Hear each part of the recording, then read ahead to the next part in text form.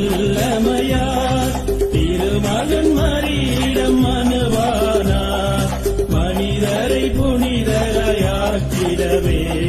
புனிதரம் கடவுள் மனிதரானார்.